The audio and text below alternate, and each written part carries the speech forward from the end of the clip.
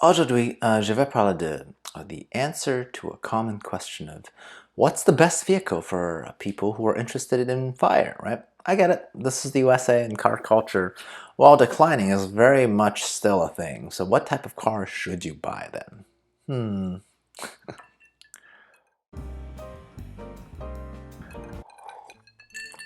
Hey, Zenpak here.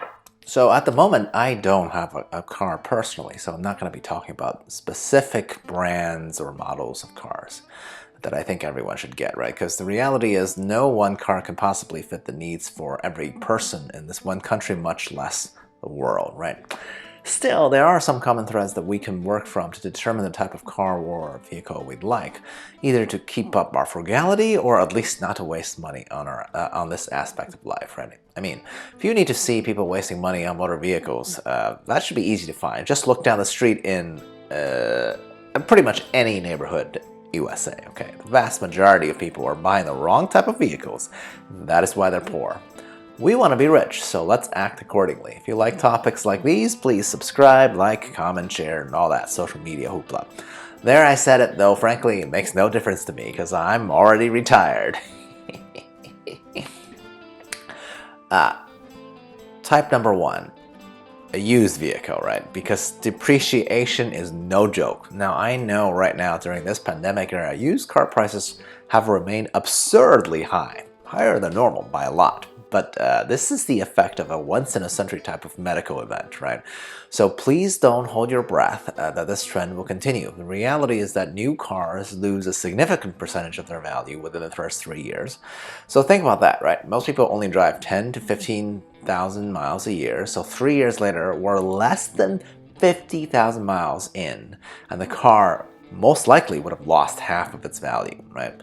Considering new cars on average cost more than $30K these days, that's about $15,000 down the drain for a car that's only a couple of years old. So yeah, I'd always suggest buy a used car, as outdated in years as you can stand without offending your own sensibilities, visual or otherwise, right? My personal example, I bought a Porsche Cayman that was about 8 years old at the time that I bought it.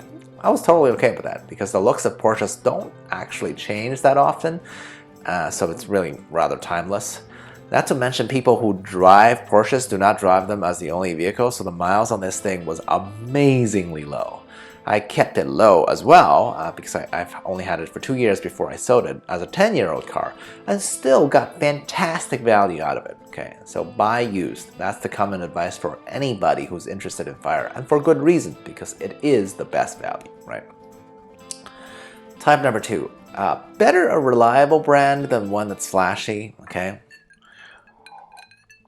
Now here's where my own personal example works against me, alright? Hey, I'm a dude and I was relatively younger back then, but I also did learn my lesson, right? Obviously my Porsche was gorgeous, okay, but still terribly, terribly expensive to maintain, and that's the lesson I took away from it. For the next car, if I get one, I would definitely get a more broad market brand simply because I do not want to be dealing with having to find a specialty mechanic just so that they would work on an exotic or luxury brand, such as Porsche, right? That's just asking to be ripped off, let's be clear.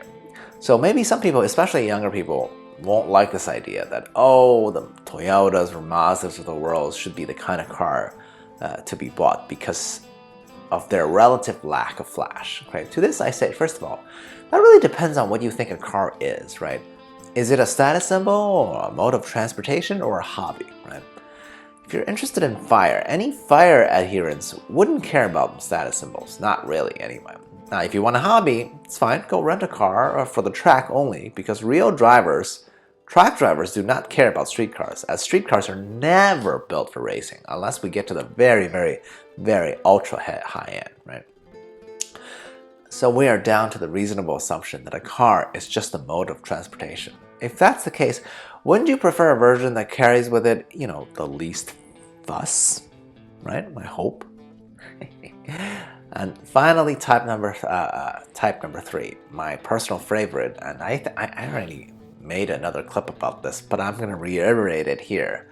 I'd prefer no car at all if you can get away with it, that is, especially once you get to fire, right? Note, Usually I would say no car, not no vehicle of any type, right? Recall in this scenario, if you're already fired, you don't have to commute anymore. That's most people's longest trips of the day, week, year anyway. And I get it, people say, what about errands or visiting people in other states like family, picking them up at the airport, blah, blah, blah. These are a plethora of reasons that I can address entirely right now. First, I hope you picked a reasonable city or town that's got things you can walk to instead when you get close to fire anyway. Because after all, just like nobody likes commuting to work by car for like an hour a day, no one actually likes the travel time for errands either, do they? Nobody I know, at least. But say you replace running to the groceries with riding a bike or a scooter. Guess what? That trip actually now becomes a source of either exercise or just plain exhilaration, like fun all of a sudden. Or is that just me, right?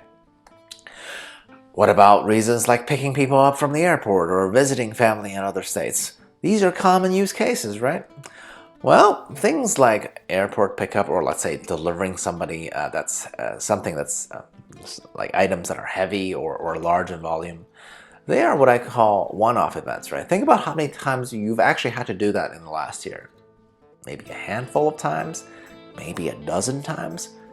Why not just rent a car if it doesn't happen like every week, right? This is the same objection I have for people who buy too much house with the rationale of, what about when family and friends visit? What? Like, why pay for a house all year round for only a week or two of visitors, right? Think about how incredibly inefficient, financially speaking, that is. And finally, I will also address, like, some people say, what about, I need my car to visit my family out of state. We live in America. It's a country of great size. That's true, right? It is very large.